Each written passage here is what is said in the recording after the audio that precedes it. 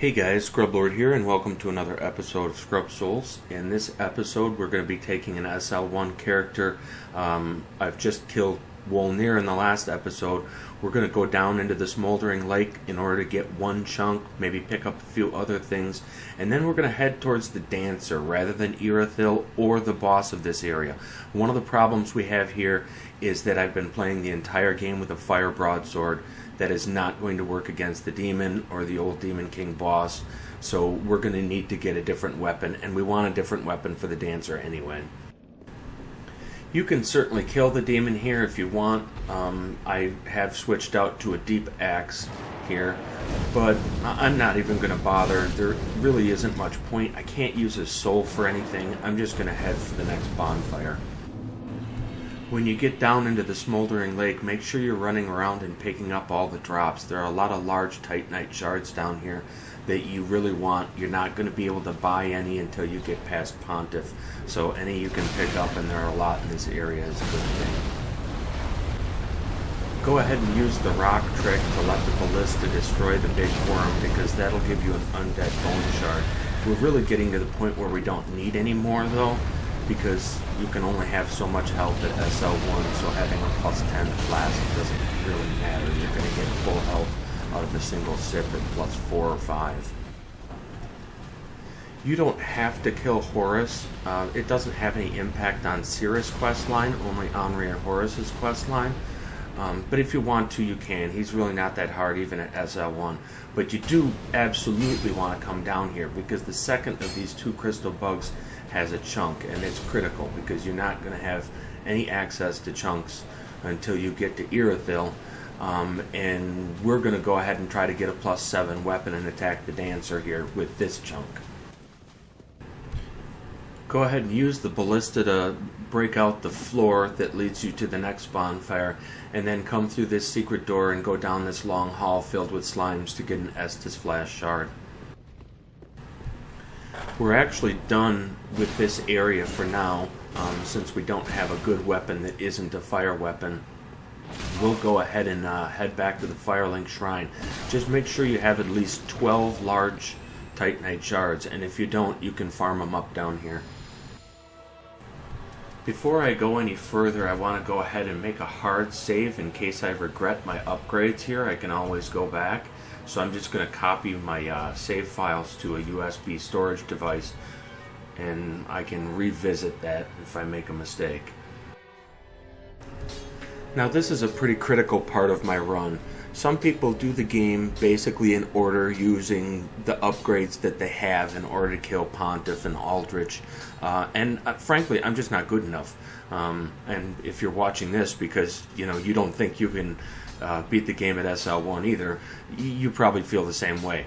So what I'm doing here is I'm prepping myself to take on the Dancer so I can go up and get a the Knight's Ring. That way I'll have 100% block shield, and I'll be able to make at least a plus 9, perhaps a plus 10 weapon before I get to the Pontiff, which is really going to help you out a lot.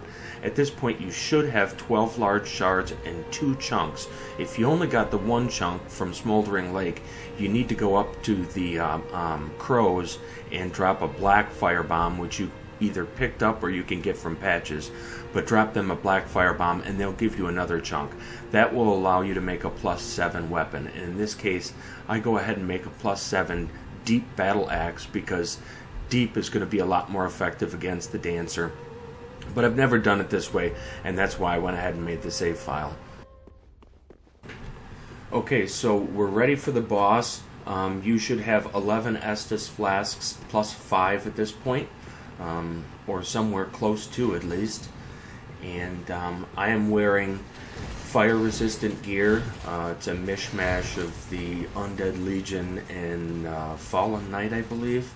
Of course, I'm using the plus 7 deep battle axe, and I'm wearing the Grass Crest Shield on my back. I believe that'll help me with stamina regeneration a little bit.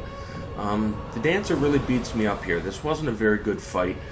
I was almost tempted to load up my save file and try to do a little bit better on it, but I guess I just didn't want to waste the time, and there's a certain value to me scrubbing it up a little bit. You can see that it's not nearly as dangerous as you maybe thought it would be. I get hit a lot and I survive just fine.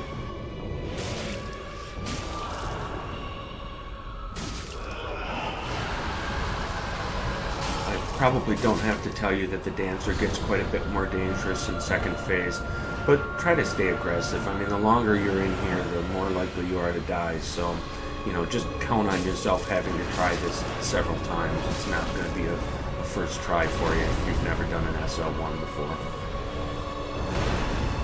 I think what I find most difficult about the dancer is that I'm kind of a nervous, anxious guy, and I tend to roll too early when a boss has real janky, delayed moves, and basically that's the definition of this boss.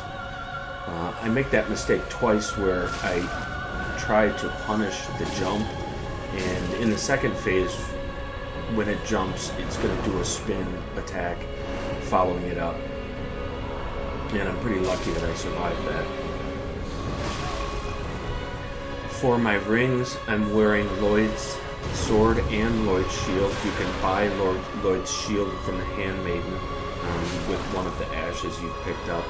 And then I'm also wearing the blue tear stone, which I think probably saved my ass a couple times in this fight. And then I'm wearing the Carthus blood ring to make my rolling a little bit more effective, even if it damages my absorption a little bit.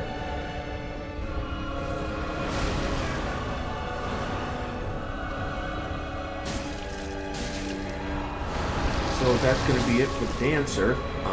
It went pretty smoothly. It took me more tries than any of the previous bosses, but up until now the run has not been very difficult. I haven't died many times.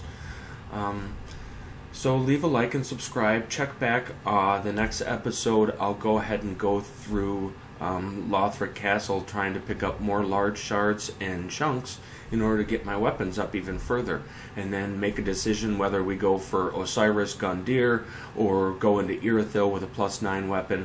I'll just kind of play it by ear.